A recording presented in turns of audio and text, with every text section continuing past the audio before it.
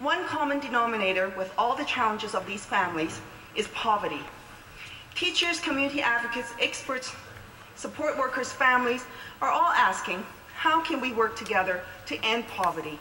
Many feel that we have the potential to tackle this inequity gap.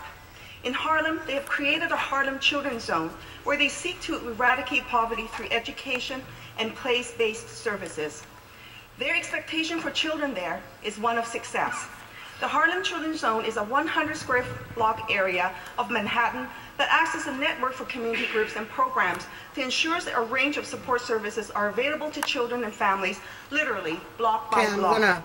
Their original idea was to address the problems that poor families were facing, from crumbling apartments to children falling behind February in school, 16th, from 2012. to chronic health problems. And yes, a place-based approach means adequate funding back to in the deliver day, programs and services. you know, when I used to listen to these guys all the time, sometimes, you know, I'm a working mother, right? And make sure that a child's every need is large family look after, and tomorrow, you know, I get tired. It's like anybody in life, you need to rest. Let me move this a little closer to me here so I don't have to scream.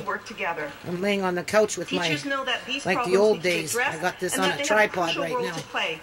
This is Jenny Kwong. I met this lady. She's a real trooper, this one. She's been in the parliament for a very long time.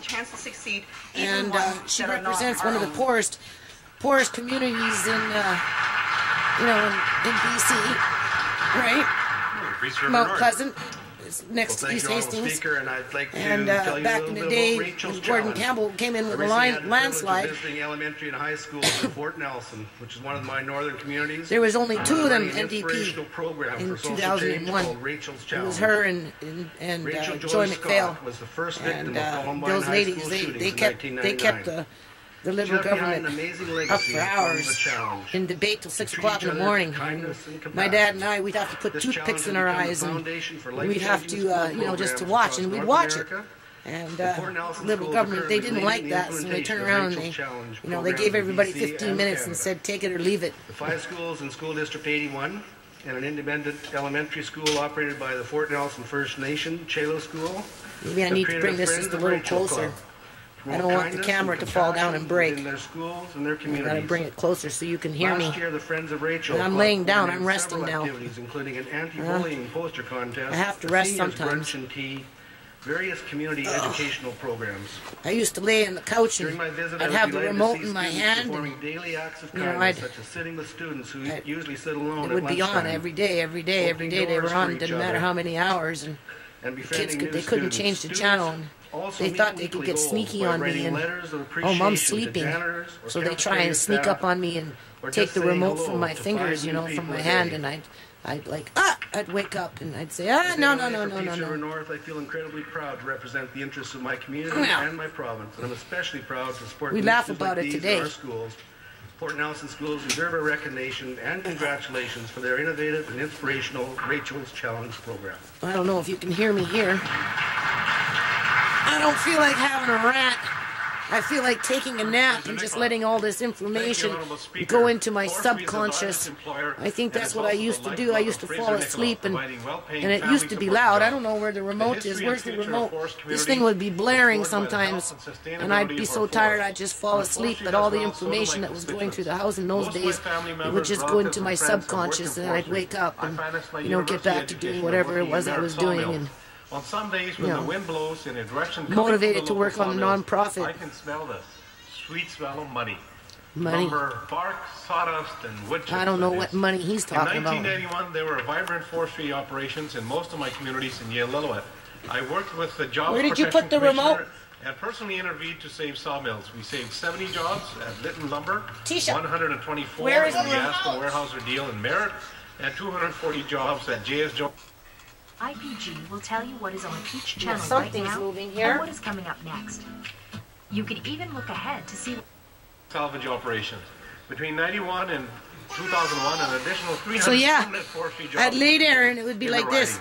We also had 109 forest ministry personnel managing our forests in Fraser-Nicola. Forestry workers had jobs and communities had stable tax bases. Unfortunately, since the last 11 years, the forestry has been devastated by mill closures and massive and then I'd job fall losses. asleep. 80 I don't sawmills know. and pulp mills closed. Normally I need it perfectly quiet to fall asleep, Sawmills and Boston Barns, this used to lull me to sleep. Maybe sometimes it was boring, I don't know. I'd fall asleep, kids would come, try and steal the remote. There's the remote right there. Like, oh no. The forestry service in Fraser-Nicola has been reduced by 67% to 109, down to 36 employees today. In addition, 500 local forestry jobs lost since 2001. Forestry is the lifeblood of Fraser-Nicola. Forest-dependent communities need a lifeline, and they couldn't change the channel until this was over. That sucked the very lifeblood out of Fraser-Nicola.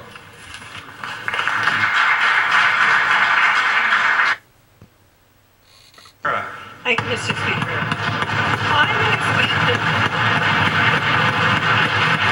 Maybe it was the clapping and the seal.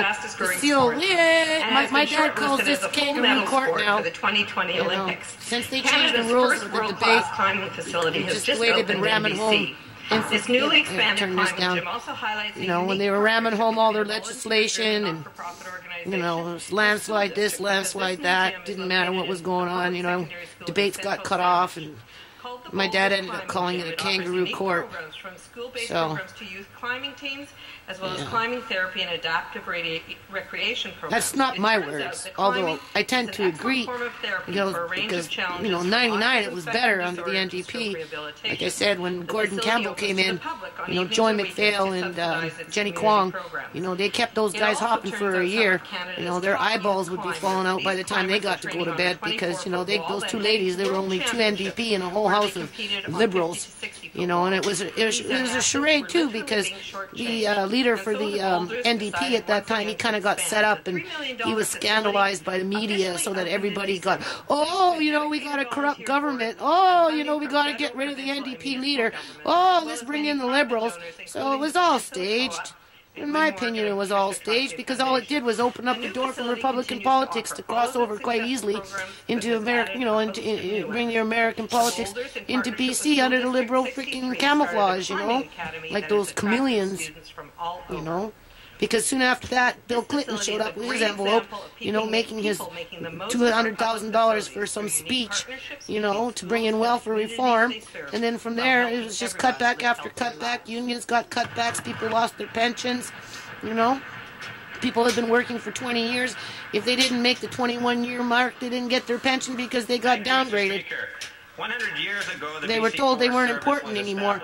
In its first service plan, BC's forests are described as one of the few, quote, remaining great bodies of commercial timber left in the world, which is not yet materially reduced by destructive lumbering, end quote. And a warning is given that jurisdictions which overexploit their forest resources end up putting more money into maintaining what's left of the resource than they gain from continued exploitation. The Royal Commission on Forestry, which gave rise to the Forest Service, believed that a standalone service would protect BC's forests from the politics of the day. The Commission noted, quote, forest policy that vacillates, not because fresh knowledge of forests has been obtained, but simply because changes have taken place in politics, can have no value, end quote. 100 years ago, BC's forests were viewed as an inexhaustible public resource that would remain so under the wise management of a professional forest service designed to protect BC's forests from both wasteful fires and whimsical politicians. No, but now we got a beetle bug that's eating everything up. 100 years later, year after year is just spreading, going into Alberta now. Large portions of the province no longer have any lumbering operations. Revenue from forestry has dropped below the cost of publicly administering the resource, and the entire Forest Service, at the whim of politicians, has been absorbed into an omnibus ministry. Professional foresters are now being trained as front counter specialists, whose main objective is to facilitate easier access to BC's natural resources. As we celebrate its 100th anniversary, it's fair to say that the BC Forest Service faces an uncertain future. As uncertain as the future of the forest it was established to steward for generations yet to come. Thank you, Mr. Speaker.